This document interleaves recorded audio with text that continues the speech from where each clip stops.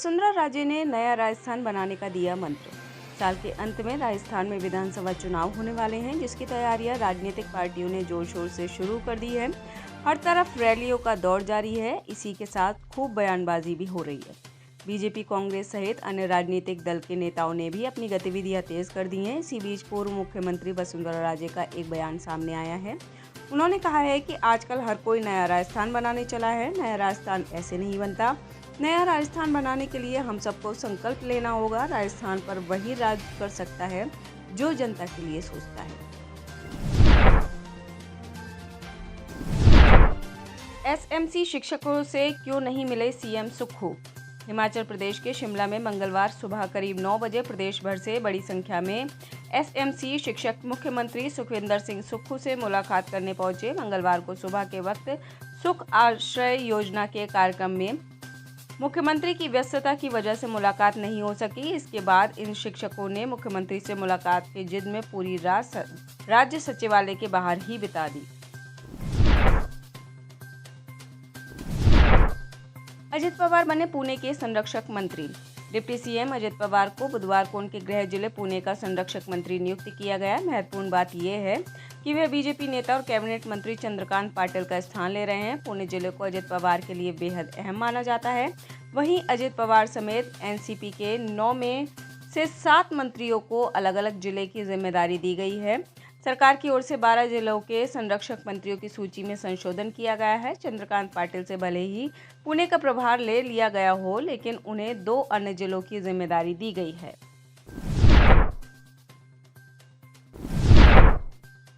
इमरान मसूद थामेंगे कांग्रेस का दामन। उत्तर प्रदेश से एक बड़ी राजनीतिक खबर सामने आ रही है। हाल ही में अनुशासनहीनता के आरोप में बसपा सुप्रीमो मायावती ने इमरान मसूद को पार्टी से निकाल दिया था। अब इमरान मसूद की कांग्रेस में घर वापसी होने वाली है। इमरान मसूद इसी हफ्ते कांग्रेस में शामिल होने जा रहे हैं। वे 7 अक्टूबर को दिल्ली में कांग्रेस का हाथ थामेंगे।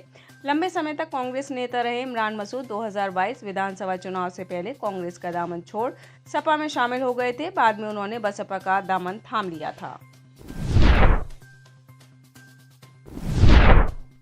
जीतन राम मांझी ने यादव की संख्या पर उठाया सवाल। जातीय आधारित गणना के सर्वे की रिपोर्ट आने के बाद अब बिहार में सवाल उठने लगे हैं। इसको लेकर हम संयोजक जीतन राम मांझी ने एक्स पर सीएम नीतीश कुमार को घेरा है। इसके साथ ही मीडिया से बात करते हुए जीतन राम मांझी ने बुधवार को कहा कि 1931 में यादवों की संख्या लगभग 4% थी, तो 2023 में यादवों की संख्या 14% कैसे हो गई? जब यादवों की संख्या बढ़ गई तो अन्य जातियों की संख्या घट क्यों गई? वहीं उन्होंने कहा कि दरी बिछाने वाला जमाना गया, जो बिछाएगा वही बैठेगा। बिहार में पेपर लीक पर बोले प्रशांत किशोर। बिहार में 1 अक्टूबर को सिपाही भर्ती की परीक्षा हुई थी। परीक्षा के दौरान कई अभ्यर्थी नकल करते हुए पकड़े गए थे। पटना के कंकड़बाग स्थित एक कॉलेज से 6 अभ्यर्थी पकड़े गए तो पेपर लीक की खबर भी सामने आ गई। पेपर लीक के मामले पर प्रशांत किशोर ने बुधवार 4 अक्टूबर को बयान जारी कर बड़ी बात कही। प्रशांत किशोर ने कहा कि पिछली बार बीपीएससी पेपर लीक होने के बाद जिस व्यक्ति को मामले में जिसे दोषी पाया गया, उसकी कुछ दिनों बाद ही बड़े मंत्रियों के साथ बड़े बड़े फोटो अखबार में छपी। जब शिक्षा मंत्री और पूर्व शिक्षा मंत्री सबकी सांठगांठ और फोटो छपेगी तो प्रश्न पत्र लीक नहीं होगा तो क्या होगा? ओखला लैंडफिल साइट के काम से खुश नहीं केजरीवाल। दिल्ली के मुख्यमंत्री अरविंद केजरीवाल ने एमसीडी मेयर शैली ओबराय और वरिष्ठ अधिकारियों के साथ ओखला लैंडफिल साइट का बुधवार को दौरान किया। उन्होंने ओखला लैंडफिल साइट से कूड़े के निस्तारण का जायजा भी लिया। इसके बाद अधिकारियों के साथ एक बैठक भी की। बैठक के बाद उन्होंने कहा कि मैं ओखला लैंडफिल साइट पर चल रहे कूड़ा हटाने के काम को देखने गया था। साइट पर काम टारगेट से पीछे चल रहा है। काम में तेजी लाने के लिए एक और एजेंसी लगाएंगे। बीजेपी के सांसद ने संजय सिंह पर लगाए गंभीर आरोप। दिल्ली आबकारी नीति मामले को लेकर प्रवर्तन निदेशालय की आम आदमी पार्टी के राज्यसभा सांसद संजय के आवास ही पर छापेमारी ने बीजेपी को हमला बोलने का मौका दे दिया है। दक्षिण दिल्ली से सांसद रमेश विधूड़ी ने भी संजय सिंह पर तंज कसा है कि संजय सिंह कल तक सिनेमाघरों के बाहर गलत काम करने को लेकर जाने जाते रहे हैं, वो आज ईमानदारी की बात बढ़ चढ़कर करते हैं। बीजेपी को आप से लगता है डर। दिल्ली में आम आदमी पार्टी के राज्यसभा सांसद संजय सिंह के आवास पर ईडी की छापेमारी को लेकर केजरीवाल सरकार में मंत्री आतिशी ने अपनी प्रतिक्रिया दी है। आतिशी ने कहा है कि पिछले 15 महीने से इस तथाकथित शराब घोटाले में सीबीआई ईडी जांच कर रही है, लेकिन अभी तक 1 रुपए का भ्रष्टाचार केंद्र सरकार और उनकी सारी एजेंसियां ना साबित कर पाई हैं और ना ही कोई सबूत दे पाई हैं। ये दिखाता है कि बीजेपी को आपसे डर लगता है और प्रधानमंत्री नरेंद्र मोदी को पता है कि वे लोकसभा चुनाव हार रहे हैं। डिप्टी कलेक्टर का शिवराज सरकार पर आरोप। मध्य प्रदेश के छतरपुर की डिप्टी कलेक्टर निशा बांगरे अपने इस्तीफे की मांग को लेकर आमला से भोपाल तक की पैदल न्याय यात्रा निकाली है। डिप्टी कलेक्टर की यात्रा आज मुख्यमंत्री शिवराज सिंह चौहान के गृह जिले की बुधनी विधानसभा में प्रवेश करने जा रही है। इससे एक दिन पूर्व यात्रा इटारसी पहुंची। इटारसी में मीडिया को संबोधित करते हुए निशा बांगरे ने कहा कि मध्य प्रदेश की शिवराज सरकार दोहरी राजनीति कर रही है। एक तरफ तो महिला आरक्षण के नाम पर वाहवाही लूटने का प्रयास कर रही है, तो दूसरी तरफ मुझे चुनाव लड़ने से रोका जा रहा है।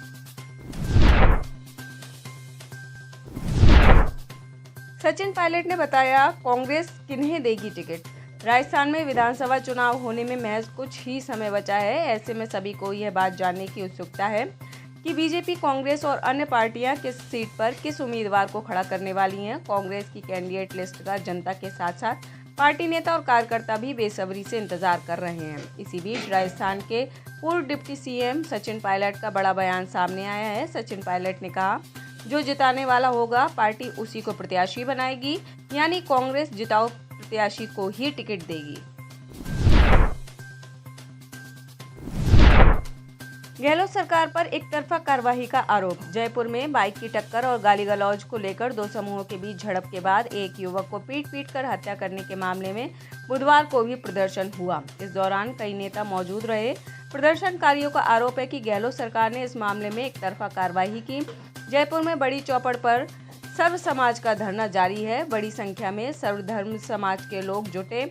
इस मौके पर जयपुर के सांसद रामचरण बोहरा, राजसमंद की सांसद दिया कुमारी और मालवीय नगर के विधायक कालीचरण सराफ वहां पर मौजूद रहे।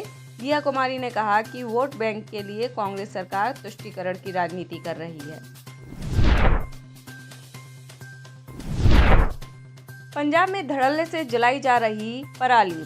पंजाब में अभी भी पराली जलाने की घटनाएं सामने आ रही हैं। भगवंत मान सरकार ने सीआरपीसी की धारा 144 के तहत धान के अवशेष जलाने पर प्रतिबंध लगा रखा है। इसके बावजूद अमृतसर जिले में पराली जलाने को लेकर कोई प्राथमिकी दर्ज नहीं की गई है। जिले के खेतों में अब तक पराली जलाने की करीब 381 घटनाएं दर्ज की गई हैं। इस तरह प्रदेश के खेतों में आग लगने की 561 घटनाओं में से अकेले अमृतसर में 68% मामले हैं। बम्बिहा गैंग के 2 गुर्गे हथियारों सहित गिरफ्तार। पंजाब पुलिस की एंटी गैंगस्टर टास्क फोर्स और मोहाली पुलिस की टीम को ज्वाइंट ऑपरेशन के दौरान बड़ी सफलता मिली है। बम्बिहा गैंग के 2 गुर्गों को गिरफ्तार किया गया है। इन आरोपियों के पास से 4 पिस्तौल और 16 जिंदा कारतूस बरामद हुए हैं। गिरफ्तार गुर्गों की पहचान अवतार सिंह और अजय कुमार के रूप में हुई है। मोनू मानेसर के समर्थन में महापंचायत। हरियाणा के गुरुग्राम जिले के मानेसर में बुधवार को गौ रक्षक मोनू मानेसर के समर्थन में महापंचायत की जा रही है। हिंदू संगठन और आसपास के गांव के लोग मोनू मानेसर के समर्थन में महापंचायत कर रहे हैं। मानेसर स्थित भीष्म मंदिर में महापंचायत को लेकर मोनू मानेसर की रिहाई के लिए बातचीत की जा रही है। मोनू मानेसर पर राजस्थान के 2 व्यक्तियों की हत्या का आरोप है। फिलहाल वो राजस्थान की जेल में बंद है। ईरान में हिजाब पर फिर बवाल। ईरान में एक बार फिर हिजाब का जिन्न बाहर आ गया है। तेहरान मेट्रो स्टेशन के पास हिजाब ना पहनने की वजह से 16 साल की एक लड़की की मोरल पुलिस ने पिटाई की। इससे लड़की कोमा में चली गई। कड़ी सुरक्षा के बीच अस्पताल में उसका इलाज किया जा रहा है। इस घटना के बाद एक बार फिर लोग हिजाब को लेकर आवाज़ उठाने लगे हैं। कुर्द केंद्रित अधिकार समूह हैंगो ने इस घटना को लेकर कहा कि किशोरी का नाम अमृता गारवांड है। तेहरान मेट्रो के पास उसका महिला पुलिस अधिकारियों से टकराव हुआ। इस दौरान पुलिस ने उसे बुरी तरह पीटा, जिससे वह घायल हो गई।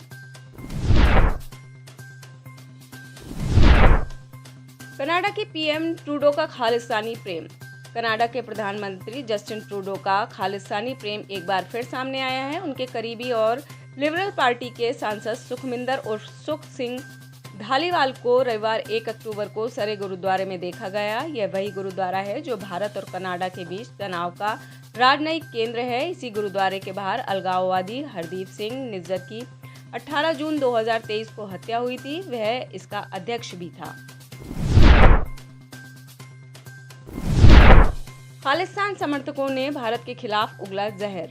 दुनिया भर में खालिस्तानी समर्थक भारत के खिलाफ जहर उगलने का काम कर रहे हैं। हाल ही में खालिस्तानी समर्थकों के एक समूह ने लंदन स्थित भारतीय उच्चायोग के बाहर प्रदर्शन किया है। दरअसल खालिस्तानियों ने यह प्रदर्शन 2 अक्टूबर को महात्मा गांधी की जयंती पर किया। इस दौरान प्रदर्शनकारियों ने भारतीय तिरंगे को आग लगा दी। इसके साथ ही दल खालसा यूके का नेतृत्व करने वाले गुरचरण सिंह ने भारतीय राष्ट्रीय ध्वज पर गोमूत्र डाला। पीले सागर में तैनात पनडुब्बी में हुआ हादसा। पड़ोसी मुल्क चीन से बुरी खबर है। पीले सागर में एक चीनी पनडुब्बी 093-417 के अंदर ऑक्सीजन सिस्टम खराब होने की वजह से सबमरीन के एक पायलट 21 अधिकारियों समेत करीब 55 चीनी लोगों की मौत हो गई।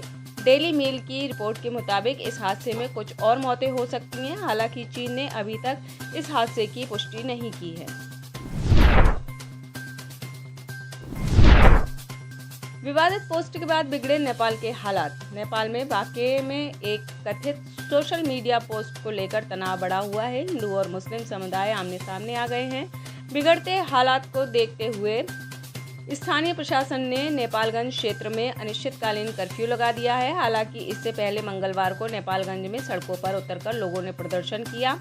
आगजनी व तोड़फोड़ देख स्थानीय प्रशासन के हाथ पांव फूल गए।